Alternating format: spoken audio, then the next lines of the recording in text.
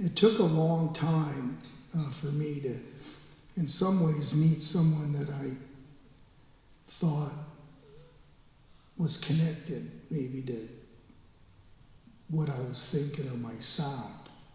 And my friend Matt Nelson, who's the executive director of the Arizona Trail Association in Tucson, brought me to Hope Villa Mesa, to Hopi people, way up there.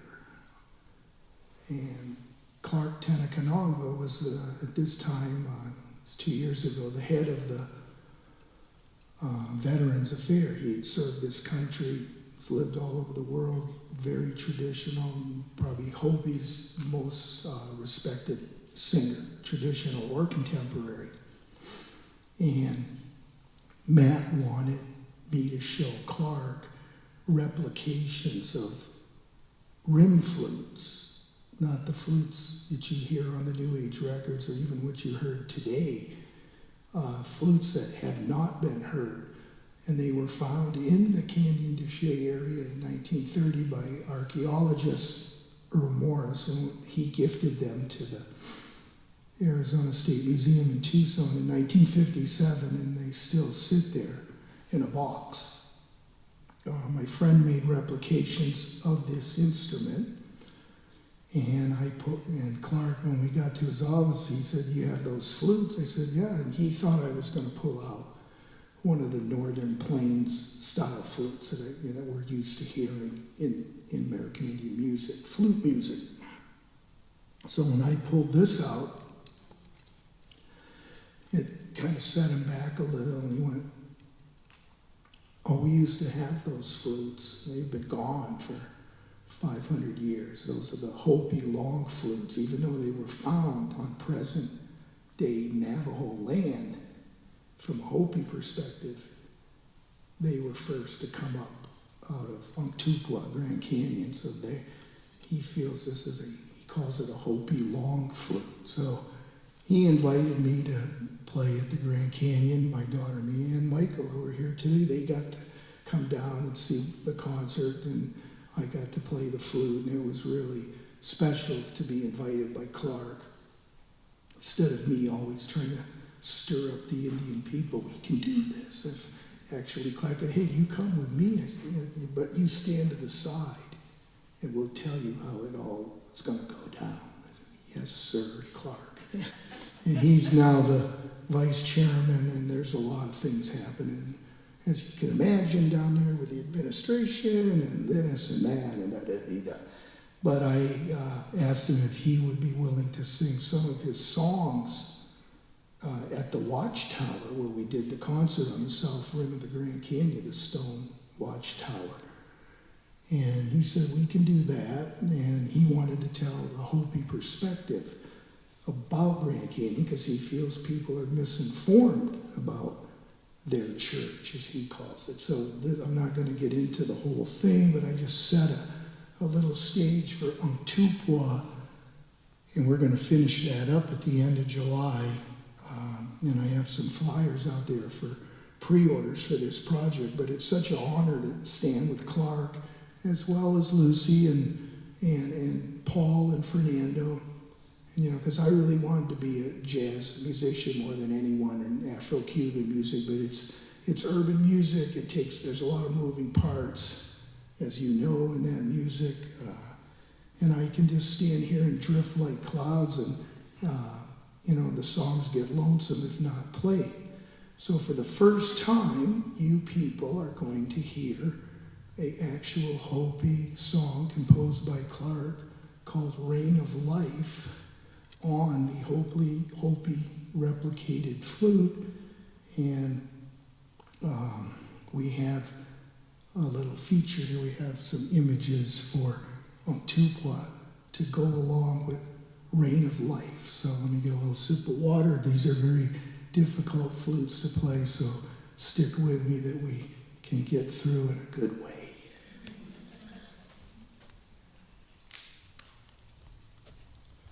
And I want to thank Angela for having me. I know this is a busy weekend. Maybe we'll come back another time at midnight and do something really special.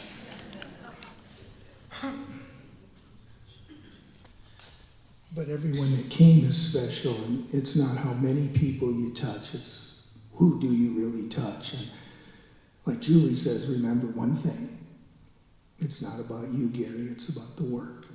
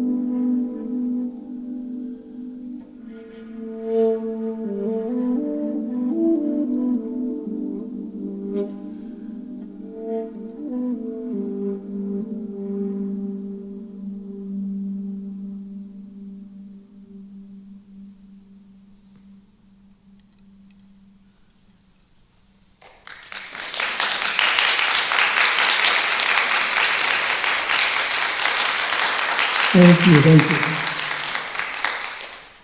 That is a different sound, yes? Yes. Clark called it deep sea creatures or water jugs. I went, great, we live around a lot of water. You're growing sand and corn in the sand. So there is the Hopi long flute on Vashon Island.